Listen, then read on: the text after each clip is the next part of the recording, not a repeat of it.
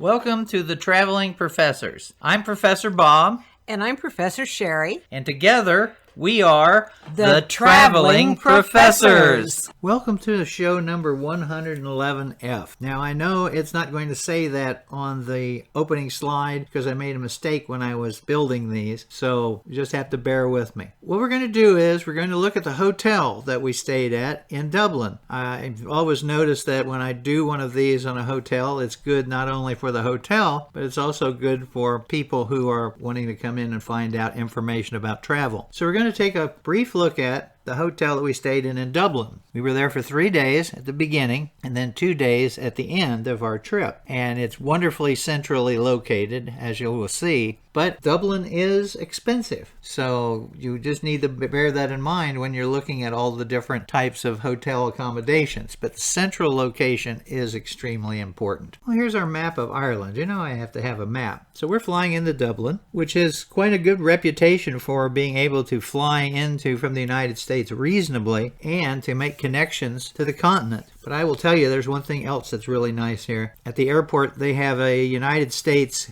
customs area, so you can go through customs before boarding your plane back to the United States, so you don't have to go through that in the United States. And that is really worthwhile. Our trip, if you remember, was to Ireland, Northern England, Scotland, then back to Ireland. We could have flown into England and done pretty much what we wanted to, but I hate Heathrow. So we thought we'd try this. So here is the exterior of our hotel, the Arlington Hotel. It's an older hotel that's been refurbished many times. And then here is the entrance to the hotel. We went in to check in. We arrived a little before noon.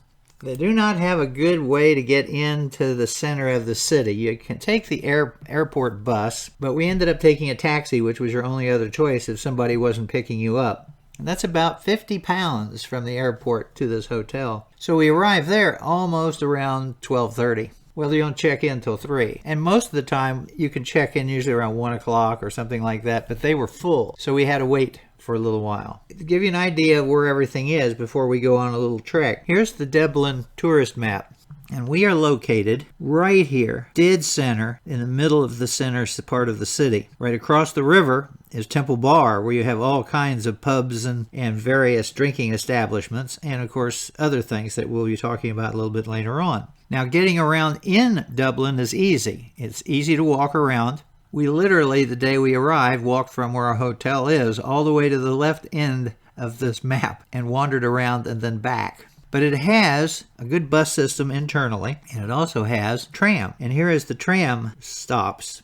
And the red line is about a block behind where we were staying. So you could take it in another area. The green line literally ran right beside the hotel right at the end of the block. The main train station is not far away either. So it is really easy to get around. But walking in here is perfectly normal. So let me explain what happened. Let's go to our Dublin map here. Our friend Peter picked us up at the airport. Actually, he met us at the airport, and we took a taxi in and went to the hotel, and then we had to kill some time. Well, I knew that he had planned something. He had planned and gotten reservations for his member of parliament, the Dáil, to give us a tour of the parliament because it was in session.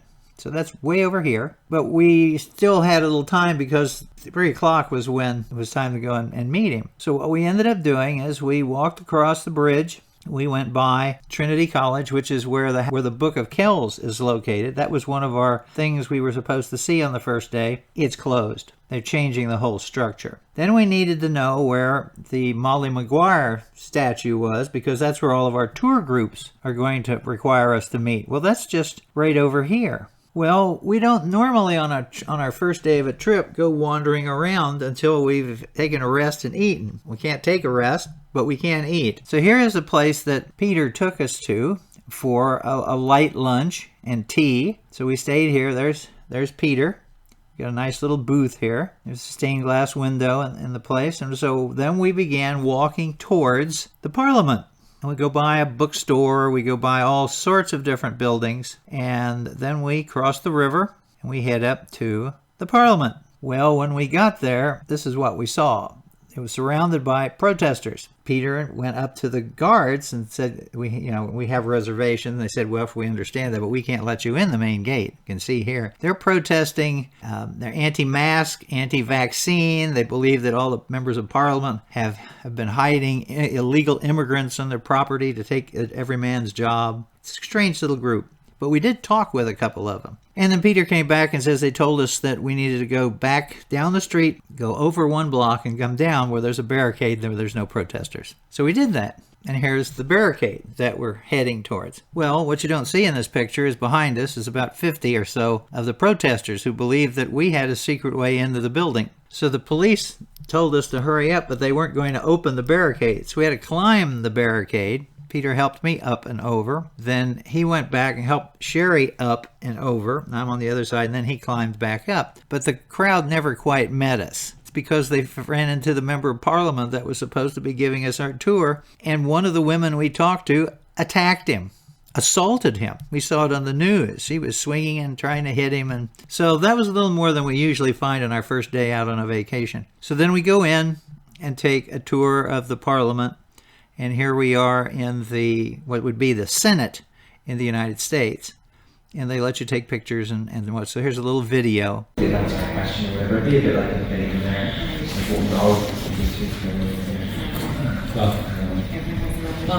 Yeah. If you came in like an hour or whatever, you would have seen. So the dog came back. And after that, we then went back to our hotel, walking down the stretch along the river. Here's the desk. We registered, and they were keeping our luggage for us. So we then went up to our room. But here's some of the areas that are important downstairs. Right behind the reception is the entrance into the bar dining area. And then here is this gigantic bar. And they sell bar food here. The regular dining area is actually part of a show. But you can get pretty much whatever you want to right here. So then we walk down towards the elevators.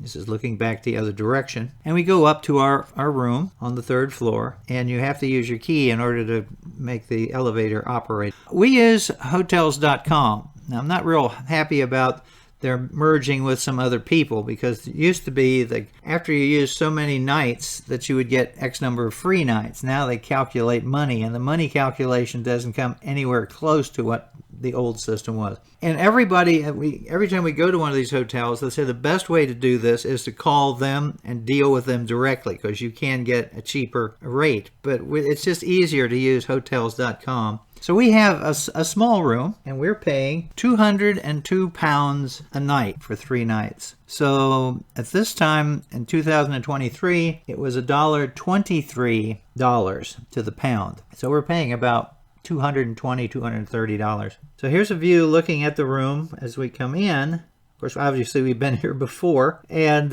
here's the bed and the door in the back. So it's relatively small, but it's, as usual, we do not stay in our hotel rooms. We go out, we come back and take a nap. We go out, we come back and go to bed and then get up in the morning. So we're really not in the bedroom for that much time. Here is the bathroom. Nice bathroom, a tub and shower. And one of the things that really I liked about this hotel, other than its central location, is this. It has one of the best Irish shows in all of Dublin. And that's not just because of the sign. It's right next door and downstairs. You get a dinner and a show. It's £46 each. So they're going to have Celtic music. They're going to have Celtic dancers. We made reservations for 8 o'clock because we were taking a day tour that was supposed to get us back by 7. And we didn't get back until 5 minutes till 8. But we did make the 8 o'clock time. But unfortunately, as a result, we're way away from the area where you can see the dancing. It was still a good position. It was better than nothing, but it was still worthwhile to do that. And then here is the menu. We had the prawn salad. Sheri's a vegetarian, so she had the baked salmon. I had the Irish lamb stew, which of course you can see in this picture right here. I didn't take a picture of the starters, but the dessert is known as the Arlington Trio of Desserts. And there's 4 of them. So we have quite a nice selection. So we were at a high table for 2. Your choices were 7 o'clock, 7:30, or 8 o'clock. And I will tell you that I've usually found that if you take the 7 o'clock, the earlier you go, the better your seating. Now, they will seat you. If you have a large number of people, you'll get a table, and there's all sorts of different ways of seating. So we were toward the back because we were just like the last people in. But anyway, we end up with this wonderful show. So that was the Arlington Hotel. Very nice people. They were very accommodating. We had to get odds and end times to get back to the airport. When we flew back out, they just had the situation in Israel going on, and so we received a warning notice that they were going to increase security and we needed to be there 4 hours early. So we had to leave at 6 a.m. in the morning to get out to the airport, and they really didn't make any difference. We just sat around an extra hour. But we had a great time, and we had a wonderful location. You could do shopping there, and you could do all sorts of other things. Sheri and I hope you enjoyed the tour. Please come by our YouTube channel at Bob Packett, and please subscribe and leave some comments. Thank you very much. I've been doing podcasting on history for over 15 years. I've got over 4,000 shows, and I've done CDs, which of course can be sent out as USBs. So if you would really like to get more on history for free, then come by my website, as you see here, historyaccordingtobob.com, and see what's there. So thank you very much again.